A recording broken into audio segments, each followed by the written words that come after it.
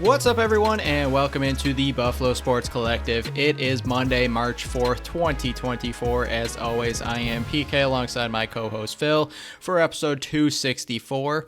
Phil, I have to ask, how was your weekend without having to worry about Buffalo Bandits action because they did have a rare Friday night game? I guess I'll rephrase my question here because I just thought of a better one. For Bandits away games, do you prefer Friday night games or Saturday night games? Because as a lot of people probably already know, we don't go to the away games because money, and it's just easier for us to do our job to watch them on TV rather than go to the location and do it. But do you like Friday night games or Saturday night games for away games to be able to watch? This one was tough because it was Friday very late. So say 7:30, yeah. Right. East Coast Friday night games, I think, as far as away games go, I like those because, it gives me more of the weekend to do notes. Agreed. And Yep. more of the weekend to write my article and more of the weekend to just do things rather than watch the game, get the notes done, go to sleep, wake up, and then have to pretty much get ready for the podcast that night. So a little bit more hectic if it's Saturday night, which they often are. So as far as away games go, Friday night, definitely prefer it, and preferably not that late. That was a very late game. Yeah, if we didn't have this to do, I think Saturdays would be preferable. Agreed. The biggest issue with Friday night games is we record this on Thursdays and then it gets out on Fridays So to try to share that around and get it to people in time to actually listen to this episode on Friday night games, not the easiest to do. But I think overall, away games, I think I agree with you. I like Fridays just because then you have your full weekend to do whatever you want. Like Saturday morning, went out and played disc golf. Cleaned the house when I got home from that. Was able to enjoy some of the nicer weather. And if the Bandits were playing that night, it would be like, okay, what do we got to do to be able to be in front of the TV at this certain time? But since it was a Friday night game, and yes, it was at 10 o'clock, I'm up until 1:30, writing all my notes and everything while it's still fresh in my brain. But I agree. Overall, I like Saturday night games the best. But away games, I don't mind Fridays because then you have the rest of the weekend to kind of go over everything. You got a little extra day to prepare what you're going to be saying on this episode. And I am happy that we had a little bit of downtime before we had to talk about this one. It's not a great one. It's not a great one to talk about. Very true. And before we dive in, this is a free plug because, it's our show, and this is a family company. So I'm going to plug a family business that just started a little over 4 years ago. I had a family member that lost his battle with mental health due to anxiety and depression, and he ended his own life. So his daughter, my cousin, started the Peaceful Mind Project to bring awareness to growing issues across the country.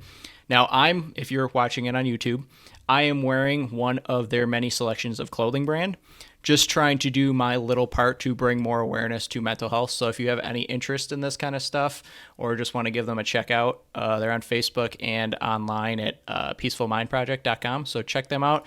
Really good material. It's actually stitched material. I actually really like first time wearing it, but I figured I'd plug my cousin's company real quick. So now I'm going to plug ourselves. Remember, you can follow us on Facebook, Instagram, Threads, and TikTok at Buffalo Sports Collective, and on X and Blue Sky at Buffalo Sports Co.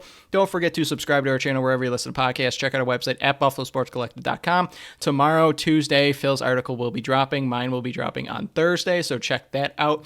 Phil, only I think it's 7 more power rankings to go. Come on, week 21. Let's go. Look for the time breakdowns in the description of the show. We'll start with the Buffalo Bandits. Phil, the world is falling around in Bandit land. Everybody is up in their feelings. The world is falling, and it is the worst season that's ever been done for the Buffalo Bandits. They lost this one in Vancouver, 13-12. Byrne had 5. Buchanan and Cloutier had 2. Nanaco, Smith, and Frazier each had 1. Shanahan started again, went 14 of 21. He was pulled in the second. Orleman came in 30 of 36 saves. Shots were 57-51 in favor of Vancouver.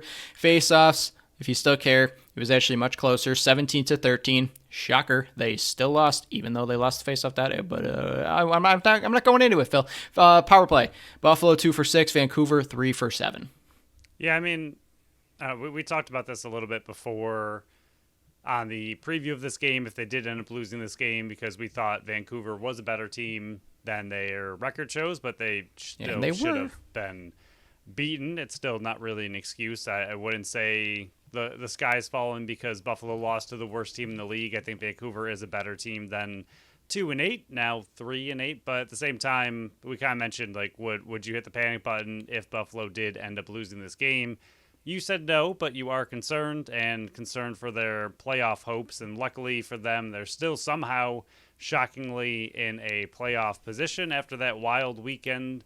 I think the chances of getting anywhere near the top are slowly slipping away as the top teams are continuing to push themselves farther and farther apart. But luckily for them, they are still currently in a playoff position. And I think that's the big takeaway from this. Well, not the big takeaway, but a takeaway from this. It's still not really panic time, but at the same time, what is going on with this team? I mean, it's a game you should have won. There have been multiple games now in a row that you should have won. They are not playing like the Buffalo Bandits we know they can play like, and injuries, whatever, different players, whatever. They're simply just not playing Buffalo Bandits across. They're not playing as good as they should be. They don't look as good as they can be, and it's not going well for them. I think they still have the ability to turn it around, but at the same time, I've been saying that for weeks now, and I don't know what it's going to take or when it's going to happen. I think they still have a good shot to make playoffs, and if they do make playoffs, I think we all know what this team can do and that they can make some noise, but I don't know why they're not playing like that team right now or what is realistically going wrong with them. Yeah, I mean, I'm the one, you said it perfectly. I'm the one that said even if they lose in Vancouver, I'm not hitting the panic button. But I believe I did say that I'm kissing any first-round playoff home game goodbye. Yep. And yes, you got some help with Halifax losing. So that does keep them where they're at. I mean, Buffalo started the night in 7th place. They finished the weekend in 7th place. So you didn't really do anything to kill yourself. You didn't really do anything to help yourself. Panther City lost both games. Georgia ended up winning. So, I mean, the biggest thing that's hurting them right now is still the head-to-head matchups. So even if they got 7 more games on this season, even if you go on a nice run here where you win 5 of the next 7 or something along those lines, you still have to catch the teams that are in front of you, which is Georgia, which is Halifax, which is Albany, which is Toronto. Some of those teams you have head-to-head matchups against. There's 3 other teams sitting right now at 5 and 6 with Panther City ahead of them and Calgary right behind them. You face those teams as well. So down the road, when you do face a Panther City, you do face a Calgary, you got Saskatchewan on Friday, which is a big game.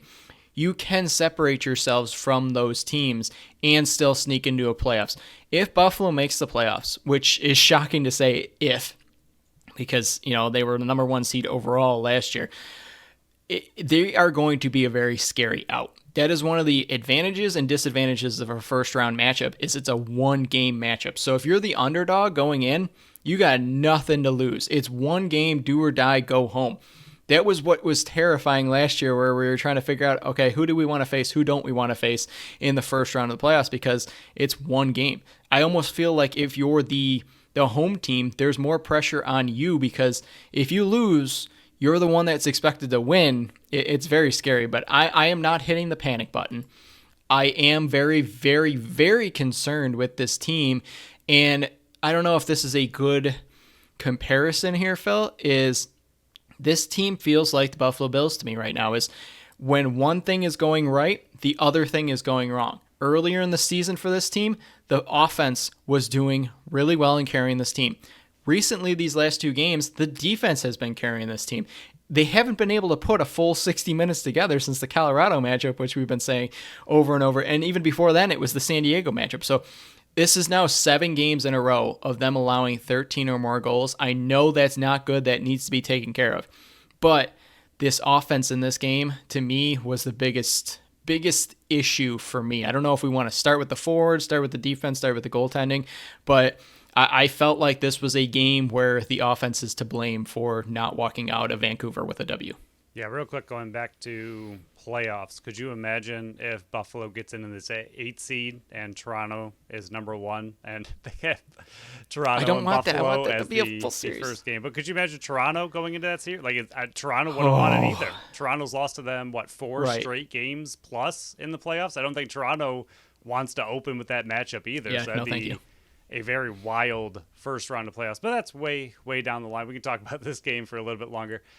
We can start with the offense, and like you just mentioned, I mean, I know on paper a 13-12 loss, you can look at it from a strictly stats vantage point. You can say that giving up 13 goals is bad, scoring 12 goals is good. So, I mean, from just looking at it on paper, I could understand how people say, well, why are you blaming the offense? The defense led in 13. That's not very good. The offense scored 12. That's not very bad. I mean, it's not like the offense scored 8 or 9.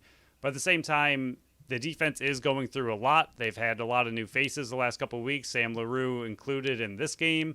And they're also going through some goalie changes without Matt Vince back there. And you could tell it showed for quite a bit. So I think what the defense was able to do was really good. But we'll go back to the offense. It's just, I don't know, they go on these runs where, like, even again, 12 goals really doesn't look bad, but the offense did not look good. And I think it's more the fact that what you left out there, like, yes, 12 goals on paper looks good. Yes, the offense looked bad. So what could it have been? Could you have gotten to 17, 18, 19, 20 goals if you had, looked like the offense we know that they can be, but they're just, the amount of rush shots from the outside early in the shot clock has to stop. I don't understand the point of it. I don't know why they're doing it. They run on, they get a quick pass, and they just wind up with all their might and just fire it wide or fire it right into Walsh's chest and get confused why there's, 25 seconds left on the shot clock and they're already running off the field without really having any kind of good opportunity. And most of the goals in this game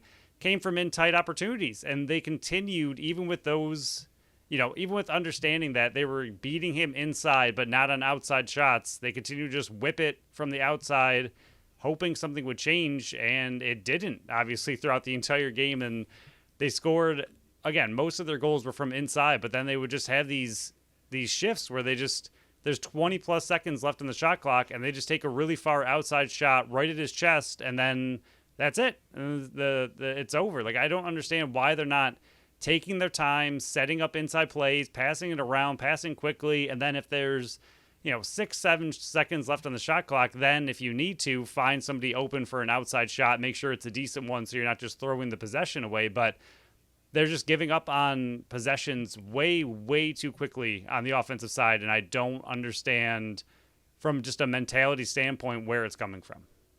Yeah, and a lot of people are going to blame the defense, like you said, but think about it like this. Your defense is hurting it. The majority of the injuries are on the back end and in net. So you don't have Matt Vince. You don't have some of your better players on defense. You haven't had Adam Bomberry and Bryce Sweeting all year. You lost Justin Robinson. You lost Matt Spanger. So you're going through injuries on the back end that you're not going through on the front, out the front door. Injury, but he's also a rookie, so he's still also dealing Zach with some Belter's a rookie as well. Frank Brown's second game back. So you got Sam LaRue, first official game playing like full-time defense. So you got all these different pieces on the back end when the defense was already struggling to start, and then you add more new pieces in. And I'm not saying any of those guys have been playing bad. I actually really like the defense in this game. But you're giving your defense more opportunities on the field, which is not a good thing with those early shots. And for example, there were 2 times that are sticking out of my head that are just boneheaded decisions that make absolutely no sense. And there are more than just these, and it's more than just these 2 players. But these are the 2 that stand out. That is a big culmination of these last 2 games about either shooting too early in the shot clock, stupid decisions on offense, taking dumb decisions. And John Tavares even said it in the press conference last week where he's going, even to give our defense more of an opportunity to get a little bit of a rest, use the 30. If you can get the shot at 5 seconds in, you can get the same shots 25 seconds into the shot clock. Chase Frazier, 14 seconds left on the shot clock. He's running towards the bench and just rifles it in with 14 seconds left when they're trying to tie the game. That was under, I think, like a minute and a half left. He just takes a stupid shot with 14 seconds left on the clock. Makes no sense. Dane Smith, I know he's tired. He was double shifting a lot that night, but he was on offense, ran back to defense, was found in like a quote unquote breakaway, but the guy was right next to him, and he rifles it at the guy's chest at what, like 20 miles an hour. That's a stupid decision. Like With no one those else kind on of the field decisions yet. can't happen when your offense is struggling and your defense is tired. Like, I don't know what this offense needs to do to get it through their head to make smart decisions. This is not the same team and the same offense from 2 years ago. It's not the same offense from last year when I know they were hurt a lot last year, but they were putting up monster numbers. This offense these last 2 games has just been making dumb decisions of like a team that is like a Vancouver, like low in the standings, that that are still rebuilding. Like I don't understand. This team is filled with veteran savvy players, and they're playing like a team that's in rebuild mode, like a bunch of secondary pieces. It makes no sense. And again, yes, they scored 12 goals, but guess what? They had 5 in the first half. And we said it on the episode. Vancouver had a very, very good defense. Like, we weren't downplaying them. We thought this was going to be a lower scoring game. I said it was going to be hitting the under at like 20. I was off by 5. But it's mind blowing that this type of team can keep playing and making these boneheaded decisions that just make no sense. Like you said, rifle shots off the backboard. How many inaccurate opportunities did they have in this game? And it's just mind blowing that it keeps being the same problem and it hasn't been corrected now 2 games in.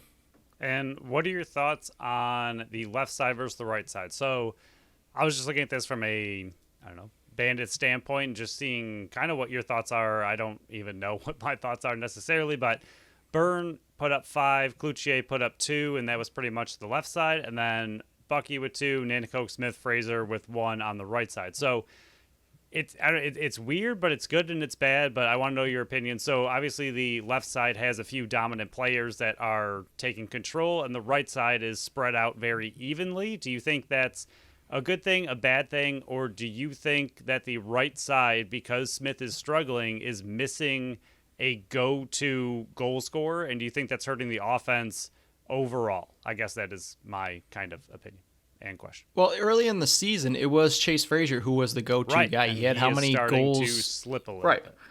He had back-to-back games of 4+ goals, and Since then he's it had kind 2, of just 2, and 1, so he's right. It's dried up a bit, so I think that's what's hurting the righties over there. Right. I mean, obviously Dane Smith having 12 goals on the year is definitely hurting them. I mean, he had 7 more shots in this one, and he's got 1 goal. I don't know what's going on with his shooting. I really don't know what's going on with him. Like, he's still putting up points. He's still the playmaker on the offense, so he's not having a terrible season by any means. But goal scoring is just dried up. But yeah, I think because the lefties, you got 2 forwards out there right now who are left-handed in Josh Byrne and Chris Cloutier the last 2 games. And the offense through the lefties runs through those 2. So it's not shocking that 7 of the goals for the lefties all came from Josh Byrne and Chris Cloutier. I think you said it perfectly. The righties are just missing that go-to guy that can pump it in the net. And it was Chase Frazier. A few years ago, it was Dane Smith. Nanticoke has kind of dried up and been like a disappearing act out there, and it's not his fault. He just doesn't have the ball in his stick enough. They're not running enough pick-and-roll plays that get him wide open like they did in his rookie year. It's just this offense has been very confusing for 2 games in a row, and again, they were carrying them for a while, so it's just kind of flipped back. And I relate it to the Bills. It's very confusing that they can't play when one side of the ball is doing well, the other side is doing bad. Yeah, I guess we can flip that to the defense then and what we think about them. I do agree with you. I think they're playing much better. A lot of the shots and goals from this one, we'll get into penalties later, but a lot of the shots and goals really weren't terrible. I mean, when Orleman came in, a lot of the goals he was allowing were from the outside. That's not on the defense. That's more on the goalie. I know some of them were kind of quick stick and moving and picks and things, but you could tell Orleman wanted most of them back. So I think when he came in, the defense was playing really, really well, not really allowing Vancouver inside. When they did get inside, Orleman was playing incredible. And then when Shanahan was in there, a lot of it was on the power play. And then even that, I think the defense corrected much better in the second half. They were getting beat really easily on pick and rolls in the first half, but I think they corrected that in the second half and made it much, much tougher on Vancouver when Orleman came in. And Shanahan, honestly, to me, was just left out to dry on a lot of his opportunities. I know we probably should have had some back, but 3 on the penalty kill, and a lot of pick and rolls that just ended right in his face, right on top of the crease that the defense was not handling very well. And I do think in the second half, the defense flipped a switch, figured out what was going on with the pick and rolls, and was communicating a lot better. Again, like we mentioned, a lot of new faces on the defense, so communication is going to be a little bit off. So I think they played a really solid second half with Orleman in there, allowed the offense to get back in, and almost came back in this one. Yeah, there were just a few opportunities in the second quarter that I did not like the defensive play. First quarter, 3 of the 4 goals for Vancouver happened on the power play. That is a discipline issue that we've been saying for a while now that the Buffalo Bandits have. So I can't really put that on the defense. That's on undisciplined, dumb decisions. So I'll put that one on first quarter. I like the defense. It was the majority of it was on the power play. Can't really blame Shanahan. Can't really blame the defense on that one. Second quarter, right before Shanahan gets pulled, Weiss was slow on the changeoff. Lowen inside 5-3. Brown doesn't go out on Lowen. Low shot. It's 6-3. Yes, Shanahan needs to have that 7th one. He was pulled for Orleman. But then Highfield, he's slow to get out on ball. He beats Orleman. LaRue, slow to get out. It just seemed like a lot of these goals in the second quarter, the switch off, the players on defense, the Weiss, the Brown, the Highfield, the LaRue, they were all slow to get out on that player, and that's what gave them that opportunity to shoot and score. Some of these goals, yes, I think I had like 2 on Shanahan that he needs back. Orleman, maybe like 2 or 3 that he would want back as well.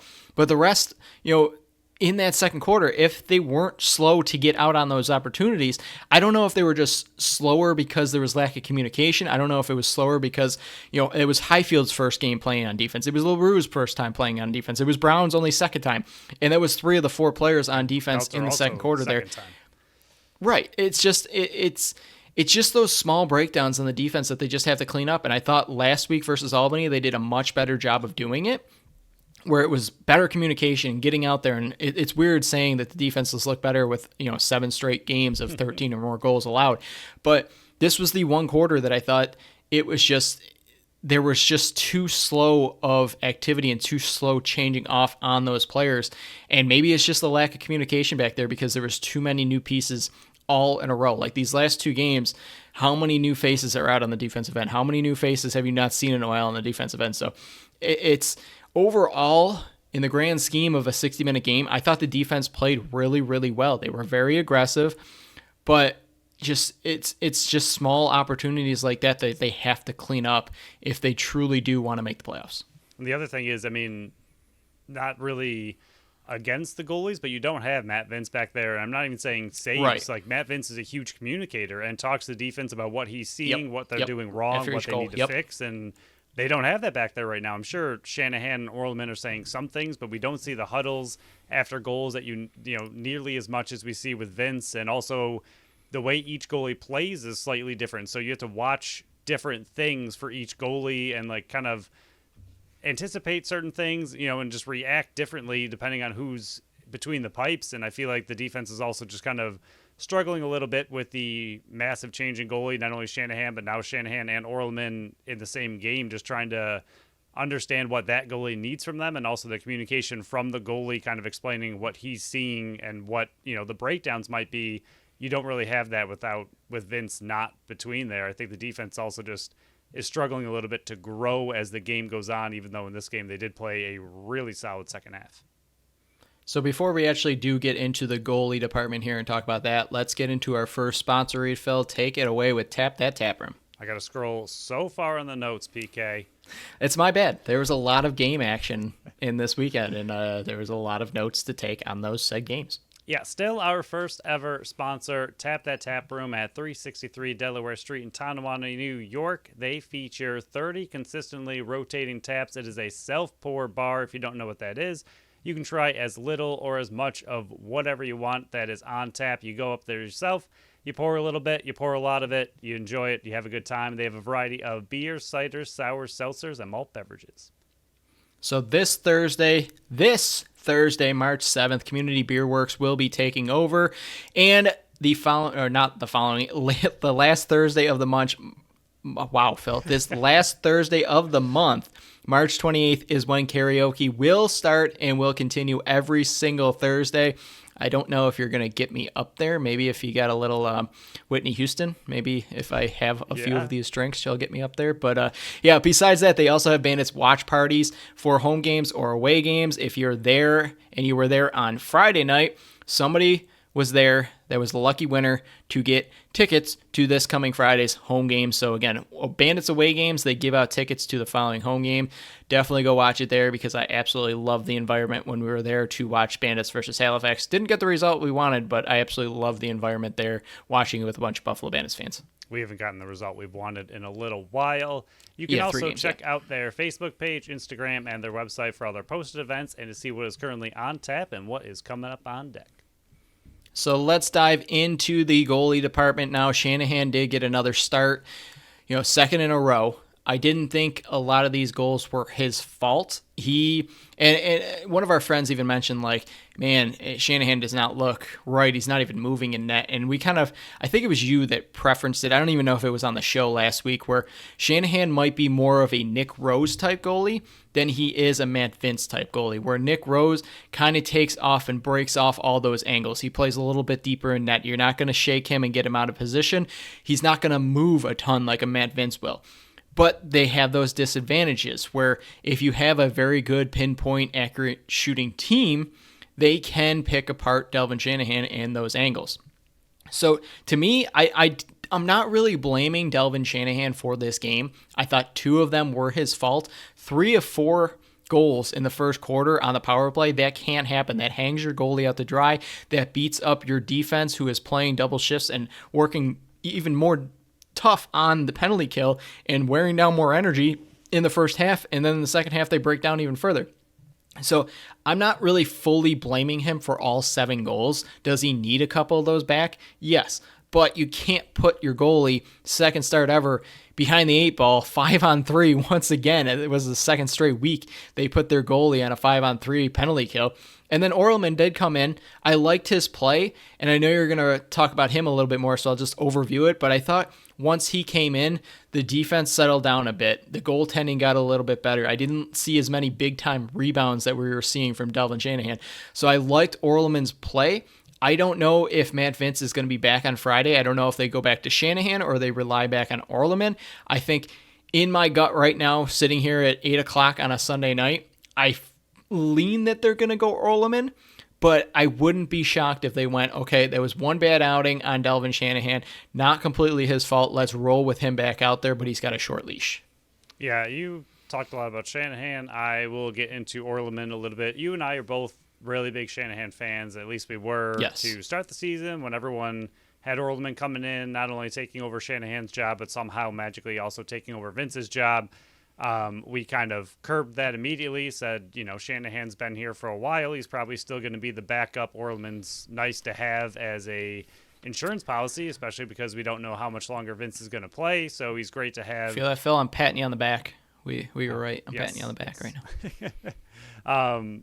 So we weren't sure what Orleman really was. I mean, again, he's good insurance policy, and if Vince is out next year, you have 2 goalies. They're obviously a prized possession in the NLL, so it was still really good for the organization to bring him in, but Shanahan took the first game. We thought he played pretty well, needed to be a little bit better, but overall in his first NLL start, not bad. That's the other thing you can kind of have to bring up with Orleman, is that he was a starter for New York for a little while, so he has a little bit more starting in the NLL underneath him, so it's not quite as new for him as it is for Shanahan. I know Shanahan plays over summer. He is the starting goalie. I'm not saying he can't do it, or it's just out of nowhere that he's the starting goalie. He hasn't been a backup his whole career or anything like that, but it's still very different getting an NLL start versus anywhere else. So for Orleman to have that experience behind him, I think that is big for him to come in. And outside of the first 2 goals, like if you I know it's kind of unfair to take them away, but I think if you take away the first 2 goals against Orleman where he wasn't really settled in, he would just come into the game, they scored very quickly on him, and we were like, oh boy, what's going on? Those were the first 2 shots he faced too, right? Like and the ball think they were both outside. Yeah. They weren't great goals on either of them. You just, again, it was just feeling of a frustrated game, and those 2 go in with your other goalie that you're trying to give a shot, and immediately you're just like, okay, well, this is going to get out of hand quick. But after those goals, he really, really settled in, and the big thing I noticed with him compared to Shanahan, I mean, they are completely different styles, like you just mentioned. Shanahan is absolutely that Dylan Ward, Nick Rose, take off the angle, but not going to bite on any moves you make. But if you can find that gap in his game, then you're going to be able to score. But Orleman moved around a lot more. But the big thing with him was the amount of shots he was able to scoop up in his stick, and also the outlet passes he had for the transition game. I thought he was very quick to pass the ball. I thought he passed accurately. I think he was bouncing around a lot more. He just seems he's more active. Plain and simple, he's more active. Shanahan still came out of the crease a lot too to fight for the ball, and he was also more active than maybe a Matt Vince is, but he doesn't need to be active. He can do what he wants. But Shanahan, I think, was also more active than your average goalie. But Orleman, I think, was just all over the place. But the saves he made, the lack of rebounds he made, the in-tight saves to keep the team in it. He did have a lot of outside shots go in, which is unfortunate because outside of those, he looked amazing. And it was very weird that he was able to save the really difficult in-tight shots, and then he would let, some kind of not very good outside shot in. And I think if he can clean that up, I think right now, even though I don't love to admit it, I think he would be the goalie I would be leaning to go back to based on the play he had in the second half when your team really came back and he only allowed 2 goals in each quarter, in the third and the fourth, and really settled in and settled the entire game down. I think there was, almost an entire quarter that Vancouver didn't score as far as just gameplay goes. And then, again, he lets in a couple quick ones from outside and then settles back down. So I don't know. I think if Orleman could have the opportunity to have a true start and we see the Orleman that we just saw, but he cleans up some of those outside goals, I think he could be really good. And like you mentioned, I could see them going right back to Shanahan and just saying, he's our guy. We're going to give him one more shot to try to be that guy. And I could see him possibly starting, but having an even shorter leash if he has a bad start. But again, even for Shanahan, starting 2 games back-to-back, 5-on-3, what do you expect the guy to do? Yeah, overall, I am not worried about the goaltending department if Matt Vince is not in net. I thought both games you got good enough goaltending to walk out being 2-0, and it just didn't happen. I mean, combined, they made 44 saves on 54 shots, or I'm sorry, 57 shots. That's not bad. Do we want honestly, Vince that's back? not bad. Absolutely. Yeah. But do we want Matt Vince back? Yes, anytime now. If he wants, I heard it was his finger. If he wants to cut off one of my fingers and just have a shorter finger and sew it on there, that's perfectly fine. He could take one of my fingers to go back in net. But overall, I'm not blaming the goaltending. I'm not blaming the defense. I personally think it was the forwards that came up short in this game, and then transition here into the penalties. This team, and they said it on the broadcast, I think it was Teddy Jenner that said it on the broadcast, Buffalo is always going to be that big bully in the room that's not going to back down from anything. And you saw it last game versus Albany. Albany got under their skin. It didn't seem like Vancouver was getting under their skin. It just seemed like they were taking bad penalties in this one. And Phil, I said it multiple times now, 5-on-3, 3 minutes into the game? That can't happen. You're going against a team that all year long has struggled putting the ball in the back of the net. And in the first quarter, you gave them opportunity after opportunity after opportunity to go up. And 3 of the 4 goals in the first quarter, 3 of the 10 or 13 goals they put up were on the power play. It can't happen. How many times can we say this team has to remain disciplined? When they remain disciplined and stay out of the box, this team is as good as any other team out there. It's just they take dumb penalties. And I'm not going to throw anybody under the bus, but there was one bad call that I saw? It was the Zach Belter slashing. Hated that call. It was a dumb call by the refs in a situation where it happens all the time. That exact play happens all the time. So I would have to watch back and see if it was more of a makeup call for a missed thing earlier, in the play.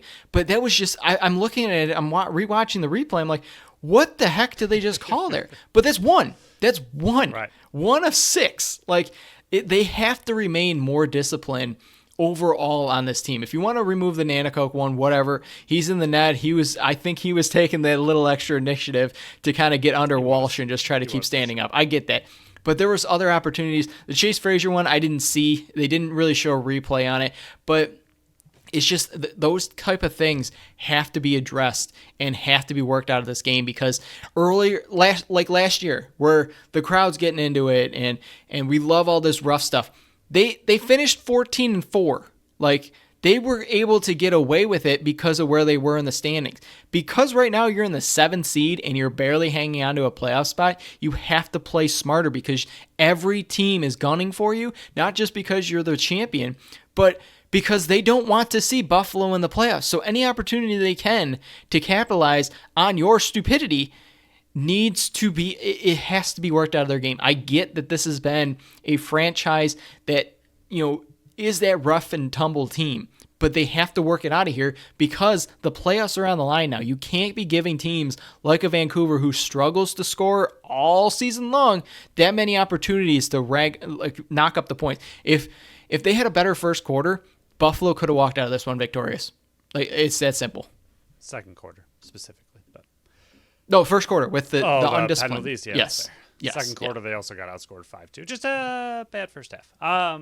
Yes. But yeah, I mean, there was a game last year. I'll get into this game as well. But there was a game last year. I forgot who it was. But there was I don't know why I feel like it was New York. That seems wrong. But it might have been. I don't know. There was a game last year where the other team continually tried to fight the Bandits, and the Bandits just stood there, let it happen, let the other team take all the penalties, and just kind of like waved to them goodbye in a way, and just wasn't, they were just not fighting back. And it was amazing, and I loved it. And I understand from a fan perspective, you want to see them fight, you want to see them stick up for each other, but there's a time and a place for that. Like, if Matt Vince gets trucked over, yeah, go beat the guy up, go take him. I mean, even the Albany game where Watkinson went after Martin, I would have had no problem with Priolo later in the game went 100%. after Watkinson to respond to that. Like, there's a time and a place to show that you're physical, show that Flex you're your tough. muscles. That's perfectly fine. But doing it against a team you don't care about. I mean, the first time you've seen each other since 2020, I think they said there was 4 players left on the team or 7 players left on the team from that matchup That's or something. what's crazy. Yep. Like, you don't know this team, you don't care about this team, and yet immediately you're getting angry, you're fighting them. Like, why? And I do not get it. And as a championship caliber team, I would much rather them be the team similar to Albany was last game, where they're the ones just not fighting back, taking all the penalties, letting the other team be stupid and take all the penalties. But right now, that's the Bandits. I don't understand why in their mentality, like you said, it's always been a thing with the Bandits where they're a very physical team, and we love it, we get it, but there's a time and a place for it, and they just get themselves in way too much penalty trouble with what they're doing. Other teams know what they're doing, and like Albany did, they were the bigger team that just didn't fight back. So now you're not only getting a penalty, but you're not getting the equal penalty where it's, 2 minutes for each side roughing, where it's balanced out. Albany wasn't fighting back, so all you're doing is getting yourself in penalty trouble. And then back to this game, I mean, yes, you don't want to see the penalty trouble, especially the 5-on-3, but again, it comes back to the offense. 2 for 6 on the power play. 2 5-on-3 opportunities? You only scored on one of them, and even the one you scored on was pretty much a solo effort to score. I mean, obviously being 5-on-3 helps to get that solo effort available, but they're just 2 for 6 is not good enough from this offensive unit on the power play, where Vancouver went 3 for 7. So again, they got one more opportunity, they got one more goal, and that arguably is your difference in the game. I just think 2 for 6 on the power play, including 2 5-on-3, one that you scored, one that you didn't, just isn't good enough for this offense. Those need to be automatic. That needs to be 4 out of 6 against a team like this. And the power play, from what we could see, Vancouver was doing a very good job defensively, and Walsh is not going to get beaten from the outside, and they just were not finding a way inside on those opportunities, and they just continued to pepper him from the outside and just wasn't going in. So the penalty kill and the power play all the way around, stop getting into penalties, and just both units need to do a better job. Yeah, I have 3 more things with this game, and all of them are really quick, so I'll just run through them. The one is what you're bringing up right now with the power play. 5-on-3s for the power play have been an absolute nightmare this year, and the only time they have scored on a 5-on-3, Phil, shockingly enough, they put a 5th guy playing 5-on-3. I don't understand how they continue year after year and game after game this season to make it a 4-on-3 and put a guy at midfield. Guess what? It didn't work. Like, it didn't work at all. It hasn't worked all year. Put a fifth guy and put him either in the middle of the penalty kill, where when you got a guy right in front of the goalie, it's going to mess with the penalty kill back there the whole time, or put him behind the net. Because then you have to worry, but the goalie has to worry about somebody dunking it behind the net. And if they worry about the low man and the penalty kill, the 5-on-3 penalty kill, they have to worry about the guy behind the net as well. So I get the idea behind putting a guy at the midfield. I get it, but it's not working. Change it up. And the only time they scored on a 5-on-3, they added a fifth guy to it to make it a true 5-on-3. The 4-on-3 is not working. So switch it up. Number 2, I loved the play design at the very end of the game. And if we want to talk about it, was it a goal? Was it not a goal? I don't even care. They didn't deserve to win this game whatsoever. I thought it was across the line. It looked like a good goal to me. It looked like the ball, you could see the ball clearly across the line before it hit the goalie's shoulder.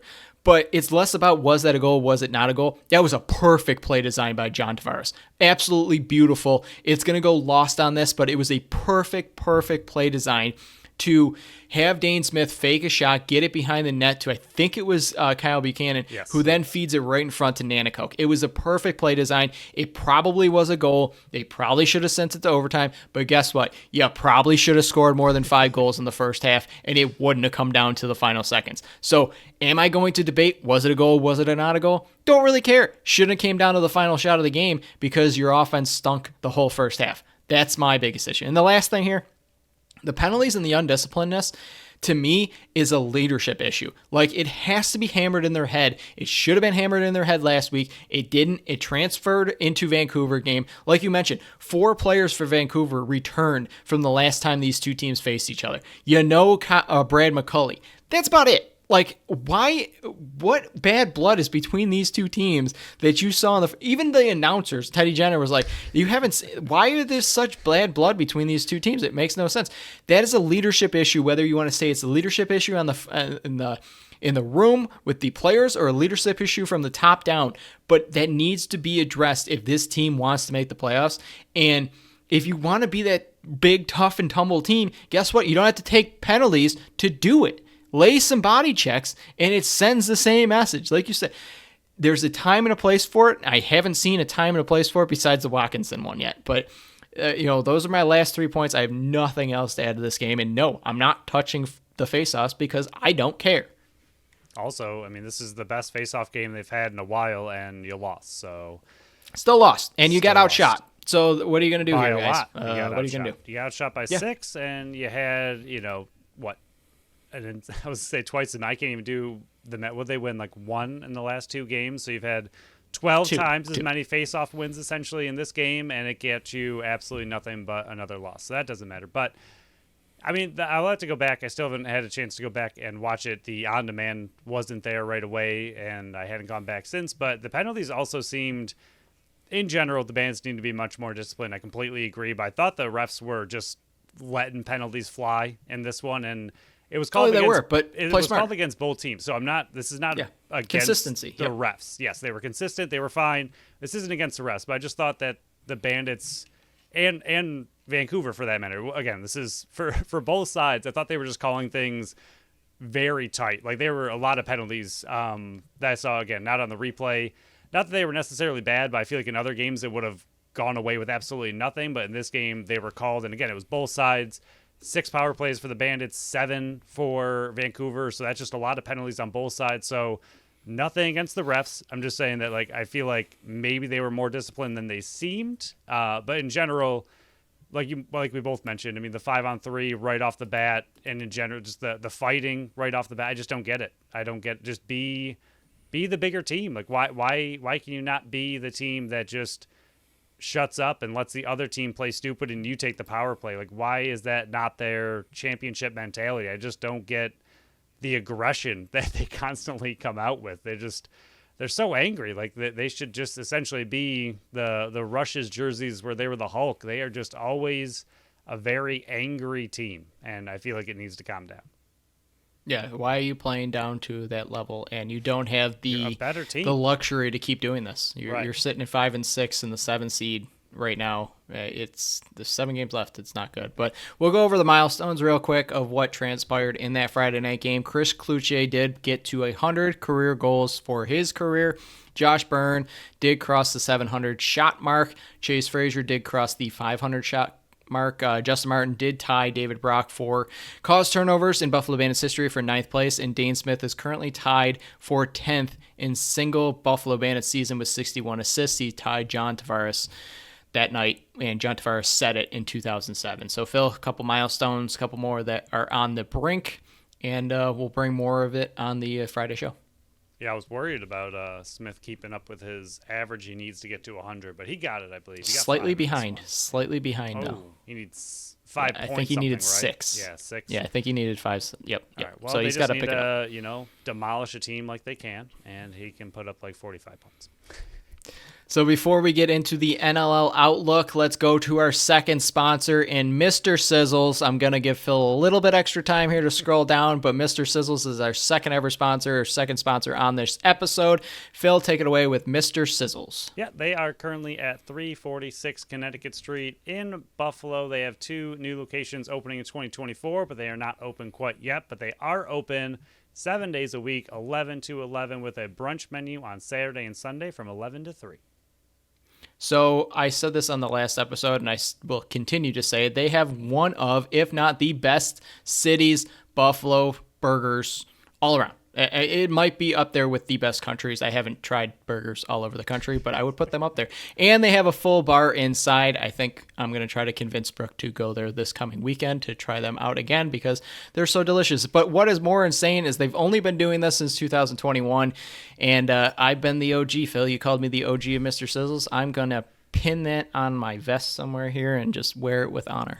Yeah, we'll get you a little pin. They are eco-friendly, using recycled materials for packaging like bags, cups, and straws, and their milkshakes are incredible with the hot weather slowly heating up. I think we're supposed to have a record high on Monday. When you're listening to this, go down and get yourself a milkshake to cool off. Yeah, I'm going to do just that. So many options for milkshakes. And if you have any vegans in your life like I do, my wife Brooke is vegan. They have plenty of options for those plant eaters out there. They're absolutely delicious. You really would be able to tell the difference between a real burger and their vegan burger. Delicious. And if somehow you've been living under a rock and you have no idea what they've been doing, they partnered with Dane Smith to create the Great Dane sandwich. It's a fried chicken, hot honey, chipotle sauce, crispy onions, avocado, and pepper jack cheese on a brioche bun. I don't know if you guys were all listening to the broadcast, but Teddy Jenner also mentioned the Great Dane sandwich, and me and Phil were both like, hey, that's our sponsor. It was pretty great. And for more information or to check out their menu, you can head over to their socials, or you can check them out on their website at mrsizzles.com. So let's dive back into what the NLL looked like this past weekend. 9 games in total. We already went over one of them with the Buffalo Bandits. Let's dive into Friday, 7 o'clock, the first game of the weekend. Halifax. Georgia took down Halifax 12-11. It was a big back and forth game, and then Georgia kind of took over, and Halifax made it close at the end, but not good enough. San Diego and Panther City. This one went to overtime. San Diego took this one 10-9 in overtime. Friday, same time as Buffalo, the final game of Friday. Toronto took down Las Vegas in a closer battle, 16-11. Flip forward to Saturday, 1 o'clock. Philly, 5 straight goals in the fourth quarter to defeat Calgary 11-9. New York versus Albany, Saturday at 7 p.m. Albany took care of business 14-8. Saskatchewan just absolutely blew the doors off of the Mammoth, making them extinct again. The game was never close. Saskatchewan 15-7. Then the biggest game of the weekend everybody was looking forward to, Toronto in San Diego. Toronto was able to take them down 15-13. And then the final game of the weekend, another offensive explosion, Rochester in Panther City. Rochester 19-15 victory. Just a ridiculously wild weekend. I mean, there's, like you mentioned, so many games. Toronto, I think the biggest one, they likely cemented themselves at the top of the standings. I'm not sure about your power rankings, but we'll see. Was it Thursday? We'll see how your power rankings all break down, but They are very good. I mean, both teams had to play away games first, and then, well, Toronto had 2 away games, but San Diego also had a doubleheader that weekend. So it's not like San Diego was sitting at home while Toronto played 2 games. So it was either way, it was a competitive battle, competitive game. 15-13 is what you're looking for from that kind of game. And Toronto getting the win is just really big and really important for the league. Albany continues to take care of business. New York got just demolished by them 14-8. That's a huge win for them. And then Calgary, once again, just not being able to finish out games. This is what, the third or fourth time this year where they've had a good lead heading into the second half and just cannot take care of business. And then Colorado, I believe, just had a monster victory last weekend and then just gets demolished this weekend. So, again, still have no idea who they are. I mean, everyone's kind of talking about the Bandits because they are the former champions at 5-6, but I mean, Colorado's 4-8 and also was in the championship final as well. Both teams from last year's finals not looking so good this year so far. Yeah, Georgia with the massive victory over Halifax to pull them within a half a game of Halifax. That's a big win. San Diego going 1-1 on the weekend. I'm surprised they have 4 losses, to be honest. Toronto, I mean, they're solidifying themselves as one of the top 2 teams in the league. It would be shocking to see them fall out of one of those top 2 seeds. Albany just continues to roll. Panther City, tough breaks for them. Calgary, you already mentioned it. Losing to Philly is not ideal, but losing because you gave up 5 goals in the fourth quarter without scoring any. That's been my issue with Calgary all year, is the lack of consistent goal scoring. But I think looking forward, and let me double check here, the trade deadline is officially the 12th. They said that on the broadcast. So you're looking at teams like Vancouver. You're looking at teams like Colorado, Vegas, Rochester, Philly. All of those have 4 or less wins. Do any of them believe that they can sneak into that 8th spot, which is currently held by Calgary at 5-6? They're all still mathematically involved and in it, but does any of the front offices look at what they have right now and just go, hey, we just don't have it this year. Let's try to move out some of these older pieces that will not be around in the future to help us then for some future pieces, like a younger player that might be hurt right now, or a younger player that's not developing as well in one of their systems, or some draft picks. So I think it's important to look at some of those bottom feeder teams and what is available. Is there any defenders to bring in? Is there a lefty forward to bring in? Is there a face-off man that you want to bring in that can also play defense? I mentioned Tim Edwards in Colorado. Having Colorado lose and fall to 4-8, maybe he's available. So it will be interesting to look forward in the next week and a half if there's any teams that are truly on the sell mode and if Buffalo is interested in bringing any new faces in. Yeah, I just want all of Rochester's good players except Fields. I would gladly take Gilray, like a Matt Gilray. Oh man, imagine if this team had Matt Gilray. Give me all 3. Give me Smith, Gilray, Post.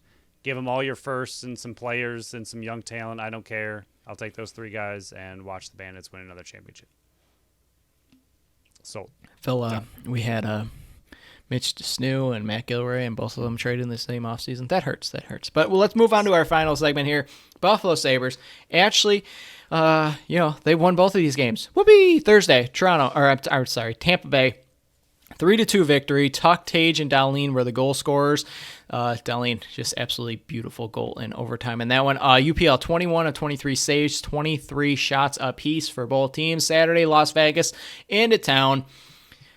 Buffalo just blew the doors off. 7-2. Skinner, Cousins had 2. Zemgus, Power, and Middlestate were the goal scorers. UPL started once again. 22 of 24 save shots were 35-24 in favor of Buffalo. For the most part, I hate this team.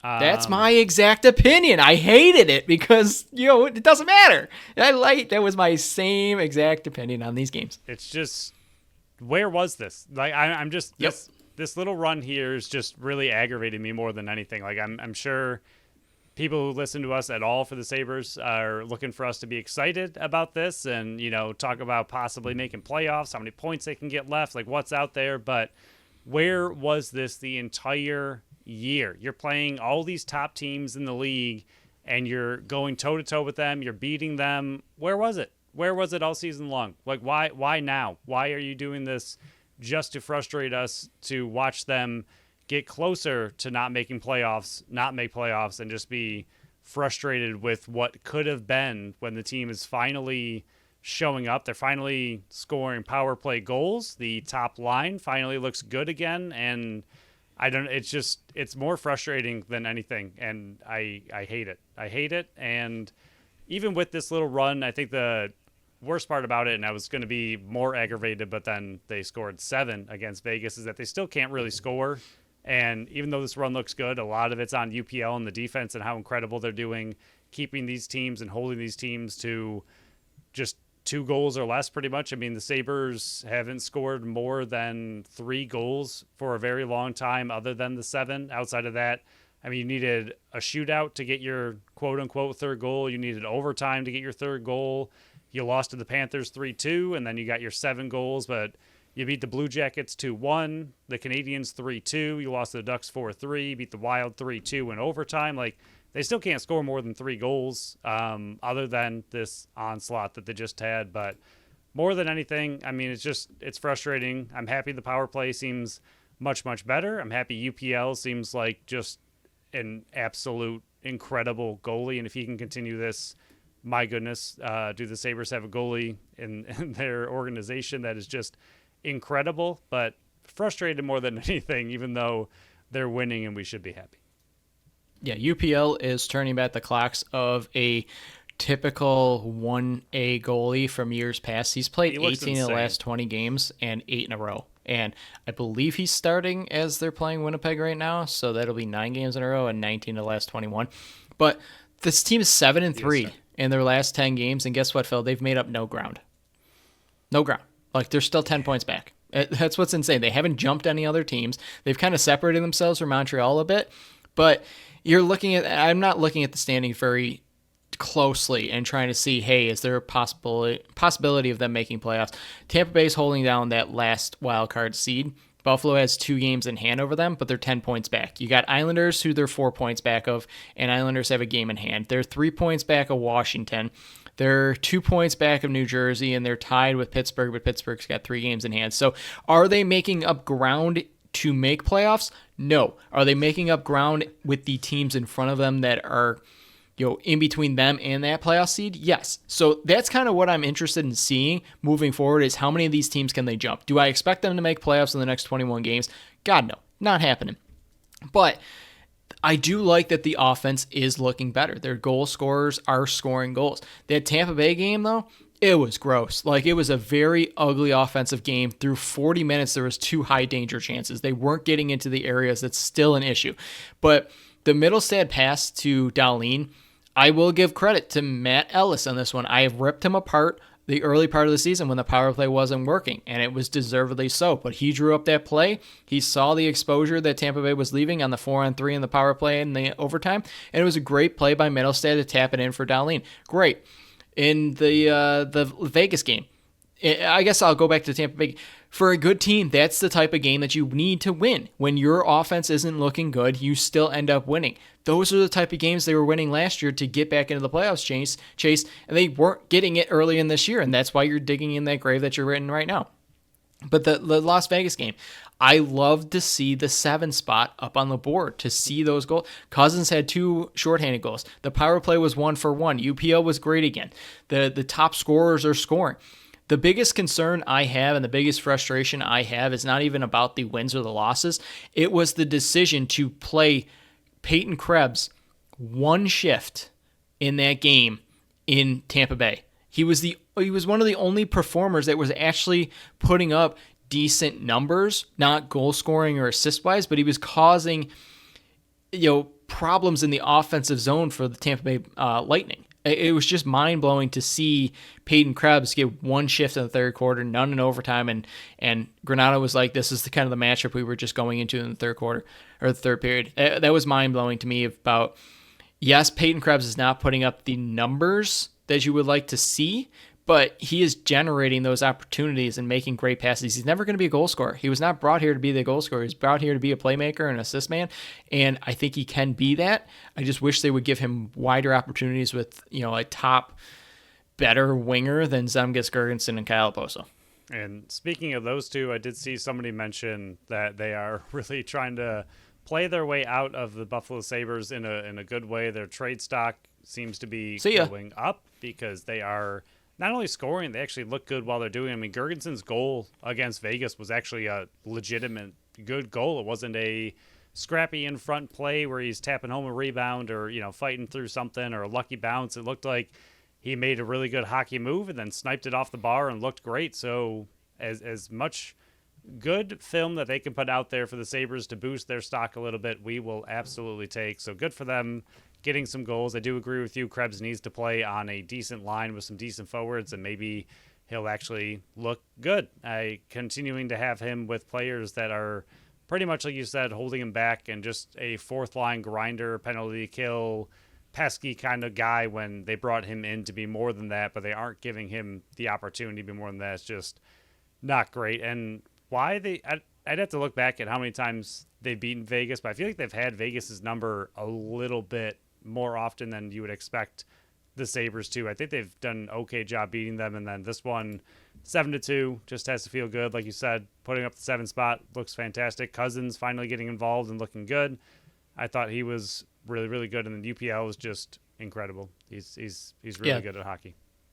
They beat Vegas in Vegas 5-2 earlier in this year, and I know they beat them last year when Eichel came back to town as well. Right. So they've won at least 3 in a row. Vegas is a very, very, very good team, but for some reason. Well, this is Buffalo. They beat the top teams and then lose to the bottom teams. So this is nothing new. But yeah, right now they're beating Winnipeg 2-1, looking to win their second 3-game winning streak, and it'll be their second. They have a chance of winning 6 of the last 7 games, and it's annoying me.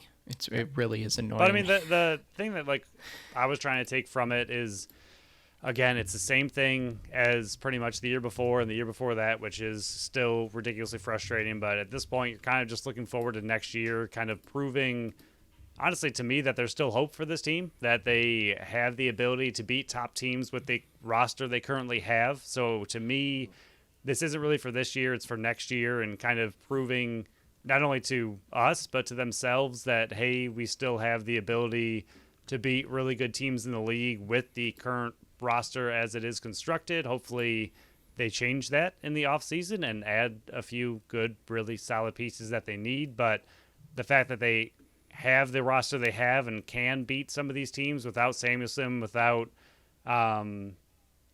I keep wanting to say Cousins. That's not Quinn. Thank you. There it is. I mean, the fact that they can still hang with some of these teams is promising, but more for next year, and that's about it. I did just confirm UPL is in net once again. So yes, 19 of the last 21 and 9 in a row.